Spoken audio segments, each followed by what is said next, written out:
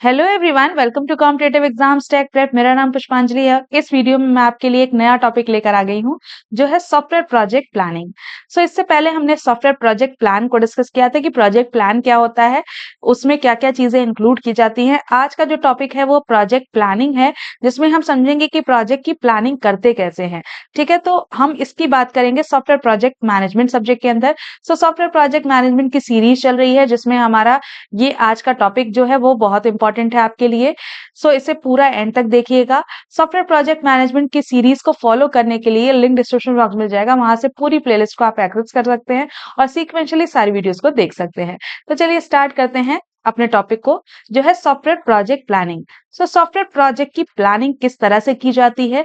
अब देखिए, software project management जब हम करते हैं एज अ प्रोजेक्ट मैनेजर, तो बहुत सारे फेजेस हमें हमारे सामने आते हैं जिससे हमें होकर गुजरना पड़ता है अगर हमें अपने प्रोजेक्ट को सक्सेसफुली मैनेज करना है, सक्सेसफुली कंप्लीट करना है। तो उसी में हमारा एक फेज आता है software project planning. Software project planning एक बहुत ही इंपॉर्टेंट, बहुत ही क्रूशियल फेज है सॉफ्टवेयर प्रोजेक्ट मैनेजमेंट का, जिसके अंदर हम क्या करते हैं, अपने प्रोजेक्ट को किस तरह से प्लान करना है इसको हम देखते हैं। ठीक है, तो इसमें क्या क्या चीजें होती हैं, स्कोप को डिफाइन किया जाता है, स्केड्यूल को डिफाइन किया जाता है कि प्रोजेक्ट का स्केड्यूल कैसे बनाएंगे, बजट को यहाँ पे लिखा जाता है, बजट कैसे, हमारा क्या चीजें आपकी इंक्लूड करने वाले हैं, बजट कैसा होगा, कितना बजट बनेगा, ये चीजें होंगी। फिर रिसोर्सेस कौन कौन से हम यूज करने वाले हैं अपने प्रोजेक्ट को एग्जीक्यूट करने के लिए। ठीक है, तो ये सब आपका सॉफ्टवेयर प्रोजेक्ट को सक्सेसफुली कंप्लीट करने के लिए जो जो चीजें हमें जरूरत है, इन सब की प्लानिंग करते हैं हम, तो उसे कहते हैं सॉफ्टवेयर प्रोजेक्ट प्लानिंग। ठीक है, तो प्लानिंग आपकी एक प्रोसेस है जिसके अंदर प्रोजेक्ट को प्लान किया जा रहा है। और प्रोजेक्ट प्लान जो हमने बनाया था वो एक ऐसा डॉक्यूमेंट था जिसमें आपका सारी चीजें, प्लान में क्या क्या चीजें इंक्लूड करेंगे वो चीजें हमने समझी थी। यहाँ पे हम प्लानिंग प्रोसेस को समझेंगे कि प्लानिंग करेंगे कैसे। ठीक है, तो पहला हमारा स्टेप हो जाएगा कि हम प्रोजेक्ट के ऑब्जेक्टिव को डिफाइन करेंगे, यानी क्लियरली हम अपने गोल्स और ऑब्जेक्टिव को बताएंगे कि सॉफ्टवेयर प्रोजेक्ट का गोल क्या है, क्यों बना रहे हैं हम इसे, ऑब्जेक्टिव क्या होगा। ठीक है, इस चीज को हम क्लियरली बताएंगे। ठीक है, इसमें आपका क्या चीजें इंक्लूड होगी कि प्रोजेक्ट का पर्पस क्या होगा, किस लिए बना रहे हैं, और ये प्रोजेक्ट बनेगा तो क्या अचीव हो जाएगा हमारे ऑर्गेनाइजेशन के लिए।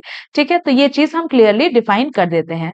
फिर हम स्टेक होल्डर्स को आइडेंटिफाई करते हैं, उन्हें एनालाइज करते हैं कि स्टेक होल्डर्स कौन कौन से हैं जो हमारे प्रोजेक्ट से जुड़े हुए हैं, उनकी क्या नीड्स हैं, क्या क्या एक्सपेक्टेशंस हैं, और प्रोजेक्ट पे इनका क्या इम्पैक्ट पड़ने वाला है, क्या चीजें ये हमारे प्रोजेक्ट के लिए करने वाले हैं, इनके क्या एक्सपेक्टेशंस हैं, जिनको पूरा करके हमारे प्रोजेक्ट में क्या चीजें गोल अचीव होगा।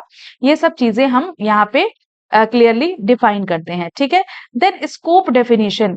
हम प्रोजेक्ट प्लानिंग करते हैं तो स्कोप को भी देखते हैं कि क्या इंक्लूड करना है अपने प्रोजेक्ट के अंदर, क्या एक्सक्लूड करना है। तो प्रोजेक्ट स्कोप के लिए क्या चीजें हमें इन्वॉल्व करनी है अपने प्रोजेक्ट में, और क्या चीजें एक्सक्लूड कर देनी है, अवॉइड कर देनी है, ये हम स्कोप में डिफाइन करते हैं। ठीक है, देन रिक्वायरमेंट एनालिसिस करते हैं कि ये देखते हैं कि कौन कौन से रिक्वायरमेंट है। अब देखिए, फंक्शनल और नॉन फंक्शनल दो तरीके के रिक्वायरमेंट्स हो सकती हैं, functional requirements and non functional requirements. Functional requirements यानी कि आपकी कौन कौन से एक्टिविटीज आप करने वाले हैं, उनके लिए क्या क्या चीजें आपके रिक्वायर्ड हैं। ठीक है, functional requirement. Non functional requirement यानी जैसे कि आप अपने प्रोजेक्ट की प्रोग्रेस को चेक कर रहे हैं, उनकी परफॉर्मेंस चेक कर रहे हैं, तो ये नॉन फंक्शनल रिक्वायरमेंट्स में आएंगे। ठीक है, तो इससे आपको अपने प्रोजेक्ट की नीड की अच्छी अंडरस्टैंडिंग हो जाएगी कि प्रोजेक्ट की जरूरत क्या है, क्यों बना रहे हैं हम, इसमें क्या क्या आपके फंक्शनल रिक्वायरमेंट्स है, क्या नॉन फंक्शनल रिक्वायरमेंट्स है, ये आप डिस्टिंग्विश कर पाएंगे। ठीक है, देन वर्क ब्रेकडाउन स्ट्रक्चर। हम अपने प्रोजेक्ट प्लान में देखा था हमने कि उस डॉक्यूमेंट के अंदर भी वर्क ब्रेकडाउन स्ट्रक्चर हम बना रहे थे।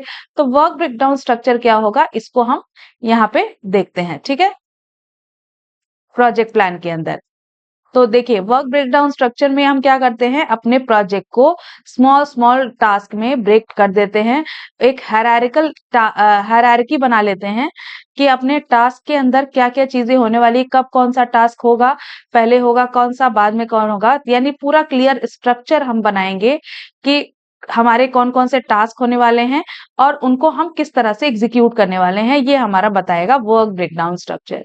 देन एस्टिमेट बनाते हैं। एस्टिमेट यानी टाइम से रिलेटेड कि कितना टाइम लग जाएगा अपने प्रोजेक्ट को बनाने में, कितना मनी लगेगा यानी बजट कितना लगने वाला है, कौन-कौन से रिसोर्सेज रिक्वायर्ड होंगे हमारे हर एक टास्क को करने के लिए, ये भी हम वर्क ब्रेकडाउन स्ट्रक्चर में बताते हैं, ठीक है।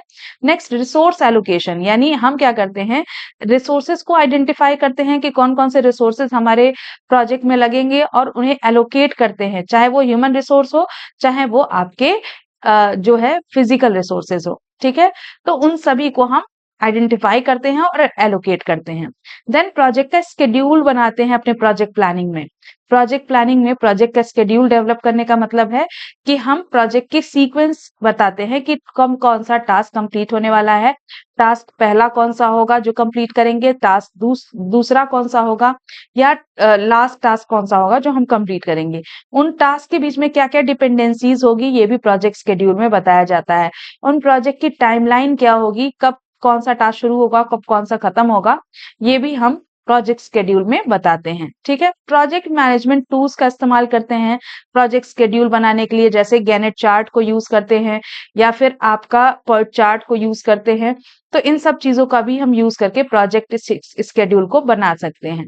रिस्क मैनेजमेंट को इन्वॉल्व करते हैं अपने प्रोजेक्ट प्लानिंग के अंदर कि रिस्क जो भी अकर हो सकता है, जो हमारे प्रोजेक्ट पे इम्पैक्ट डाल सकता है, उन सभी रिस्क को आइडेंटिफाई करते हैं, उनके लिए हम स्ट्रेटजी प्रिपेयर करते हैं।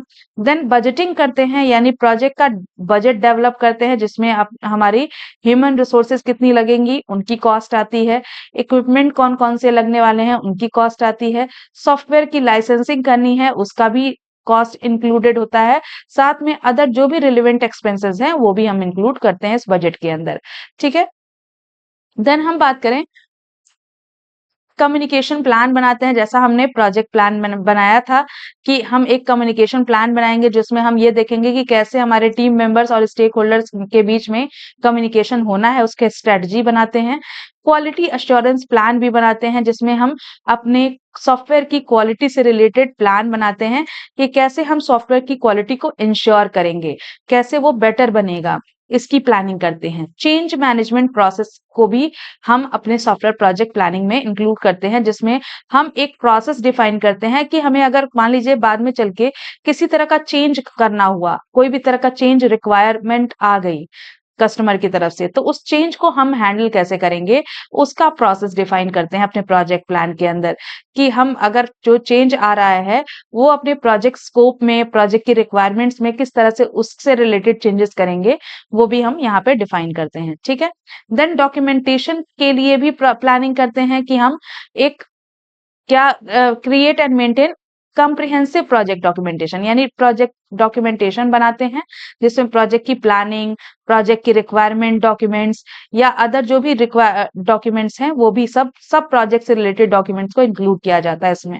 लास्ट में अप्रूवल और साइन ऑफ लेते हैं कि स्टेक होल्डर से कि प्रोजेक्ट प्लान हमारा सही बना है और इसे हम अब फॉलो कर सकते हैं। तो अपने प्रोजेक्ट प्लान पे अप्रूवल ले लेते हैं की स्टेक होल्डर्स का, उसके बाद अपने टीम मेंबर्स के साथ इसे क्या कर देते हैं, कम्युनिकेट कर देते हैं ताकि उनको भी पता चल जाए कि कैसा प्रोजेक्ट प्लान बना हुआ है और इसमें क्या-क्या चीजें परफॉर्म करनी है। आई होप आपको समझ में आ गया होगा कि प्रोजेक्ट प्लानिंग एक प्रोसेस है जिसमें हम प्रोजेक्ट प्लान जो हमने बनाया डॉक्यूमेंट, उसको हम किस तरह से बना रहे हैं, इस चीज को हम यहाँ हमने डिस्कस किया। आई होप आपको समझ में आया होगा। वीडियो पसंद आई है तो लाइक कर दीजिएगा, अपने फ्रेंड्स के साथ शेयर करिएगा, चैनल पे जुड़ नहीं है तो जुड़ जाइएगा। Thank you for watching.